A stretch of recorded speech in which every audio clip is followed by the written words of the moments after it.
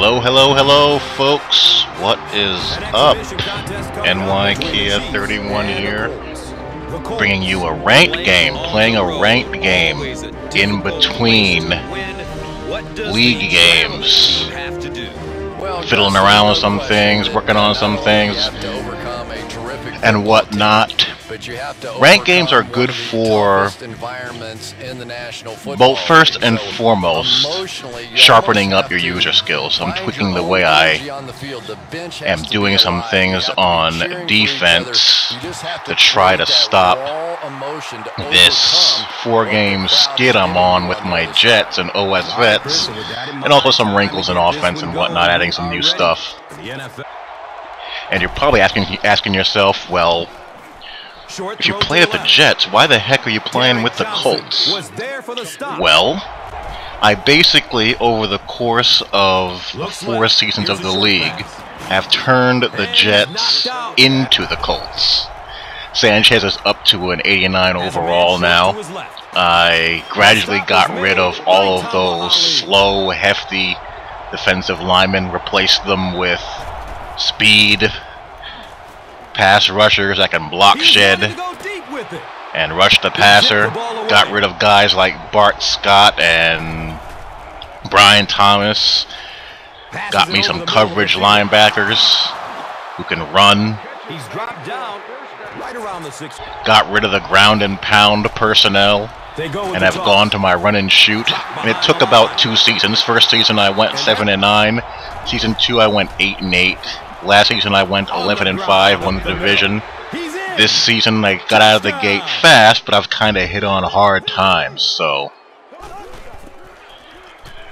we're trying to flip that script, and you're going to notice something different about this game than from what I usually, or how I usually play defense. And this game represents the ultimate contrast in styles. The sim-style gamer versus the quick-ranked cheeser. And this guy brought out the jumbo-sized Cracker Barrel. I mean, he brought forth the Cheez-Its value pack. I mean, he threw the friggin' kitchen sink, NASCAR no huddle, shake blitzing, mashing the strip button, dropping all of his defensive linemen back. I mean, field goal blocking. He brought everything. But unfortunately for him, he's a horrific defensive play caller, so I guess he feels a need to do all that stuff just to kind of balance out or to somewhat compensate his horrible defensive play calling. And I'm going up against Jamal Charles, who's one of the players in Madden that can hit a home run at any given time. He's like Chris Johnson, basically. I like Charles Johnson. I always like the track guys who do work in the NFL. I was a speed guy. I love watching the speed guys. Shame that he got hurt. A lot of guys with knee injuries these past 12 months. Have you noticed that? Lots and lots of ACL tears. Here he is. He's gone. He is out. Not catching him. I would like to see a race between Jamal Charles, a 100-meter dash between Jamal Charles, Chris Johnson, Jeff Demps, RG3, and give me another guy. I can't think of another guy offhand. Just those guys. We'll just go with those guys. Chris Johnson, RG3, Jeff Demps, and Jamal Charles. I think Demps would win. Demps is the fastest guy I've ever seen on a football field. Dude is just insanely fast. So, here he goes, the second drive of the game. Boom! Go me with that hit in the hole. It's kind of hard to stop the run with the Colts consistently because they just don't have a lot of bulk on their defensive line. They're built for speed and for getting people into passing situations. So you kind of got to sell out at times to stop the run with the Colts. But if you can get people passing the ball in must-pass situations, they have exceptional zone coverage everywhere, from their linebackers to their secondary. Man coverage can be a little bit shaky at times, but their zone coverage is just phenomenally good. And if you're getting a game out of Freeney and Mathis, then even better. Freeney and Mathis don't do much of anything in this game, so that kind of made things a little bit harder. Catch that, please. And I had to blitz more, but when those two are rolling, it's fun times. Don't kick the field goal. Go for it on 4th and 1.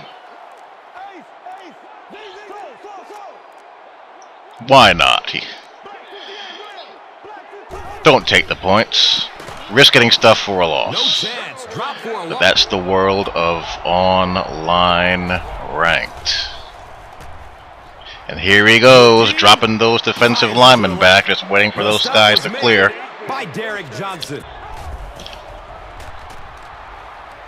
Going down the middle with again, just waiting for that space to clear out. Whenever you're up against these guys that do that, you just gotta, you know, wait for traffic to clear and just try to send people through different levels.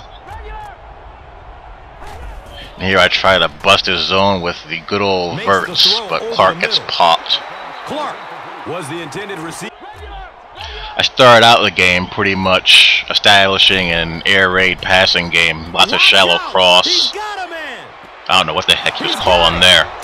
And I was hoping to use that to open up the vertical seams a little bit, and it seems to have worked, because if you notice how he's dropping his dudes back, he's dropping them back really shallow.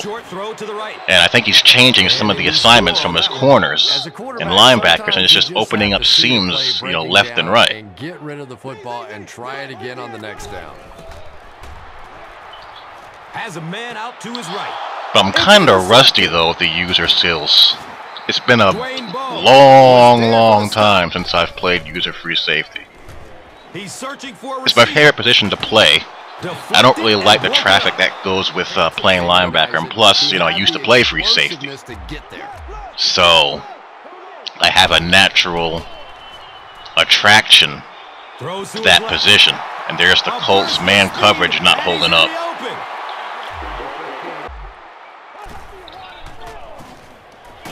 So I play the position that I played. Makes sense, right? But it's been a while. It's been a long while. I make a couple of mistakes. I get away with over-pursuing a little bit there by, you know, reaching a little bit to make the tackle and to get the guy hurt. But be that as it may. Could see what's happening down the field on all our television broadcasts, because so much of the game now is won and lost in the secondary.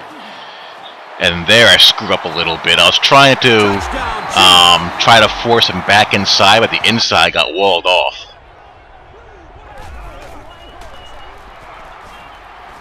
Surveys the field. Again, dropping everybody back.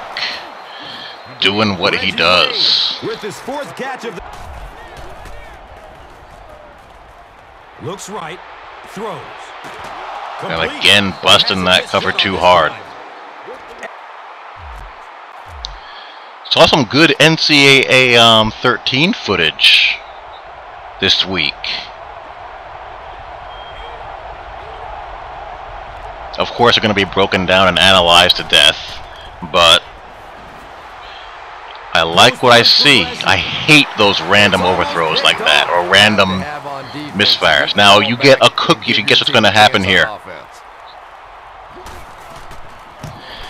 There it is, and that changes the game rather drastically, don't you think? But going back to the NCAA footage, on one hand, I'm rather pleased by what I saw as far as the changes that they've made, opening up the all of the routes that you have at your disposal. with better position passing and Short to his left. less man coverage mirroring, as well as some much needed changes to the bubble screen game and the zone read game. The only real thing that I'm a little wary about is I hope the game doesn't have an NCAA 09 feel to it. Do you remember NCAA 09 and the whole wide open gameplay thing, which basically translated into the game not having any defense? I hope that these offensive enhancements were not gained by sacrificing the defensive side of the ball and people playing to their abilities and honoring their assignments and whatnot. Because that could lead to a cross between NCAA 09 and NCAA 11, where you basically had no choice but to play man coverage for the vast majority of the game and pray for a stop or a mistake. Jamal Charles again. Jeez. My goodness. Is just about ready to kick this one away. Tries a surprise onside kick. I get it. So that's my thought on what we've seen so far. I try not to talk about the games too much, for reasons I've explained already, until the time comes to try out demos and the good old shake blitz there, and really feel it out for yourself, because short throw to the left. That's really what's going to ultimately decide what kind of game it's going to be, how it feels to you while you're playing it. This kick I do get. That wasn't. They snap it to the back. And here's some justice. Picks it up. Truth, justice, and the sim way pays off. Gets away from it. Karma. Karma frowns on cheesers. So the rest is pretty much academic. Searching for an open man. Ernie Sims come crashing in there. They'll hurry back to the line. And this is just, you know, stat padding stuff here. So, yeah, this game marked my return to user free safety. He's looking over the top. And here I'm just an idiot. I get caught in between, and I'm sitting there thinking to myself, do I go for the swat or the pick? And I do neither. I chalk that up to rust, but all in all, you know, felt good. It was fun. Good coverage down. And this is the risk of playing free safety. I had to choose there. That route opened up underneath first. I just had to make a choice. But you know, that's football. That's part of the play and the position. You're not going to be right all the time. And unfortunately, like I said, Freeney and Mathis weren't a factor this game. They usually are. You can usually count on them for some havoc, but what can you do? And he just kicked the field goal there just to get on the board and end that drive some points. So, nice tidy victory. Back on the league game horse soon, and I'll talk to you all later. Peace.